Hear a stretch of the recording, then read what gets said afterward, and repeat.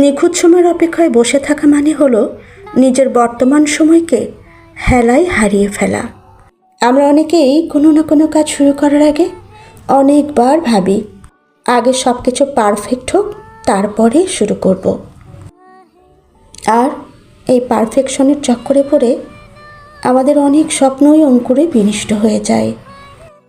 প্রকৃতপক্ষে বাস্তবতা হলো পৃথিবীতে নিখুঁত বলে কিছু হয় না। ভাঙা কলমেও যেমন দুর্দান্ত কবিতা লেখা যায়, তেমনি সীমিত সামর্থ্য নিয়েও অনেক বড় এবং ভালো কিছু কাজ শুরু করা যায়। এক্ষেত্রে আপনি যদি সব ট্রাফিক লাইট সবুজ হওয়ার অপেক্ষা করেন, তবে আপনি কখনোই সাফল্যের মুখ দেখতে পারবেন না এবং নিজের জীবন শান্তিতে পূর্ণ করতে পারবেন না।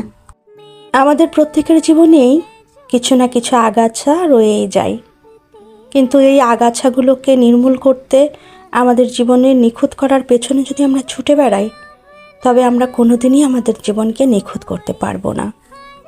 তাই ভুল করতে করতে শেখাটাই আসল সৌন্দর্য, এবং এই শেখাটার স্থায়িত্ব অনেক বেশি। এ কারণে প্রস্তুতি যেমনই হোক না কেন, মাঠে নেমে কাজ করা বেশি উত্তম। আর কাজ করতে জানলেই আপনি আপনার জীবনকে নিখুঁত করতে পারবেন। ধন্যবাদ।